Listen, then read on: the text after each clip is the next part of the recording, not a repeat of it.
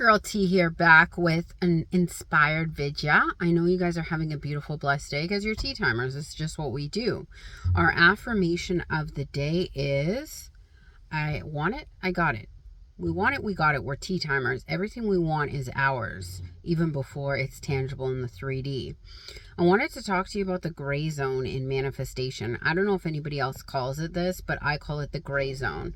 It's when you're going along, affirming for what you want, things might start to manifest for you. Let's say you're manifesting an SP and you're like, they text, they call, they text, they call, they constantly communicate with me, and they start texting you and calling you. And then all of a sudden, they stop texting or calling you. You text them a couple times, they ignore you, and they kind of ghost out of your existence. Or you're affirming for money. I'm rich. Money always falls into my account effortlessly.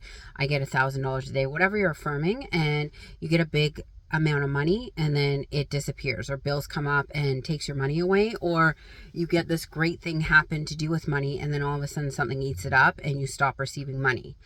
I feel like, I don't know if this is, some people might think it's a limiting belief, but it's almost like your subconscious is testing you when you're affirming. It's so used to doing things a certain way that you'll go the opposite way and start affirming, and at first it'll fight you, and then it'll submit to you, and it'll be like, okay, you said you're rich, I'll give you a bunch of money. And then it'll be like, oh, you said your SP always contacts you, let's make them contact you. And then it'll go along and submit to you, and then it will try and pull you back into the comfort zone, which is scientifically proven. Your brain will try and keep you comfortable. It almost, what people will say, it tests you to see, are you really rich, or are you just saying you're rich and I'm going to give you a little teaser and see if you stick to the program? Or do you say your SP's in love with you? Are they really in love with you? I'm going to give you a little test to see if you actually are in love with your SP and they always contact you. And that's what I call the gray zone. When it's taken away from you, or your 3D falls off track and you start seeing your world shifting back to the reality that you are used to seeing. And then you get defeated and you feel like, oh, is this the way it's going to go? I'm going to manifest and then it's going to go away. Or, oh, it's not working. It was working before, but now it's not working. This is what I call the gray zone. This is the sweet spot where you're either going to keep affirming and living in your end, or you're going to fall off and say it doesn't work, and you're just going to go back into your old way and tell everybody that manifestation's a crock. You have to keep going. This is why people will say circumstances don't matter. Persist, persist, persist. Because it's almost like if you are in school and you get an A on one test, and then you get a second test and you don't get an A anymore, you get like a C or a D. Are you going to give up the rest of the school year, or are you going to keep trying for your next test to get back to getting an A again? Or when an artist brings out an album and their first album is fire, and then everybody buys it and it's like a big deal, and then their second album comes out and it's a flop. Is the artist going to, at that point, turn around and be like, I'm dead as an artist, I'm not going to do anything else? Or are they going to keep going? It's the same idea with manifestation. If we really are embodying this as a way of life, and we're really believing in things unseen, and we're really sticking in our end, we're going to want to make sure that when this gray zone happens, that we keep going on our same path. The neural pathways in our brain are formed by repetition. Just like if you were on a diet and you ate a cupcake, you wouldn't give up the entire diet. You would keep going and hop back onto the horse. It's the same idea with a mental diet. Even if things slip sideways and look like they're not working out in our favor, we don't know what's going on in the background. We don't know if even better things than that $1,000 you got or those texts from your SP are formulating. So this is where you want to be persistent and keep going.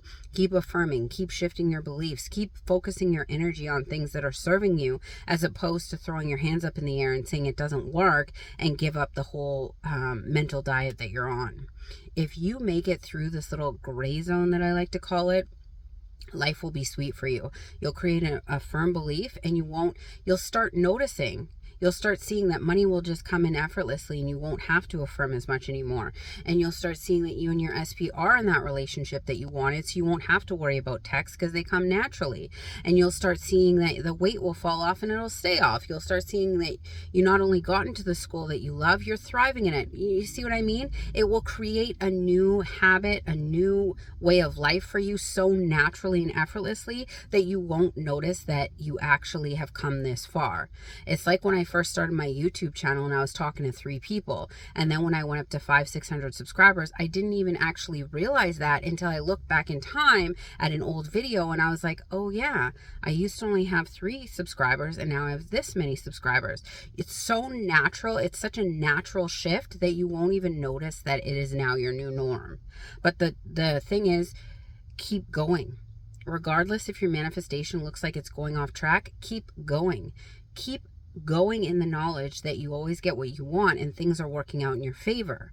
If you were living in the end, if you were married to your person, if you had the money, you wouldn't worry about these little pebble stones along the way. All you know is that you are rich, you have the relationship of your dreams, everything in your life is working out in your favor, you always get what you want, and that's as much as you need to know to manifest the life of your dreams. Live in the end and the rest will sort itself out. I promise you that. If y'all have questions, which I love and I know you will, please ask them below. I love you all, but not as much as you should be loving yourselves. Have a beautiful, blessed day. Bye.